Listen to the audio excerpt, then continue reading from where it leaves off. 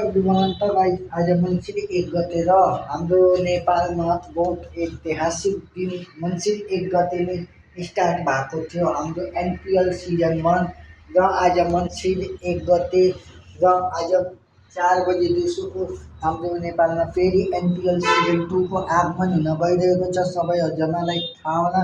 त गाइस हजुरहरूले हेर्न सक्नुहुन्छ इन्डियन स्पोर्ट्समा अनि स्पोर्ट च्यानल एड यता हेर्न सक्नुहुन्छ नेपालमा कान्तिपुर म्याच गरी टिभी च्यानलमा नेपाली च्यानल। त गाइस आज रहेको छ दिउँसो 4 बजे म्याच। त त्यहीमा फर्स्ट टिम छ जनकपुर बुल्स र दोस्रो यानि कि जनकपुर बुल्स हाम्रो अर्को सिजन 1 को ट्रफी लगेको थियो र आज पहिलो म्याच हुन्छ हाम्रो जहाँ तक जनकपुर बुल्स अनि काठमाडौँ गोर्खासको बिचमा एकदम घमासान माहौल हुन्छ किनकि हजुरहरूलाई थाहा छ एनपिएल सिजन 1 मा जनकपुर बुल्सको क्रिकेटको लागि कति दामी क्रेज थियो र यो पालि पनि तिनीहरूले त्यस्तै गर्न प्लान गरिरहेका छन्। त गाइस म त खासमा लुम्बिनी लायन्स र कर्णाली एक्सको सपोर्ट हो किनकि मेरो घर पनि लुम्बिनी लायन्स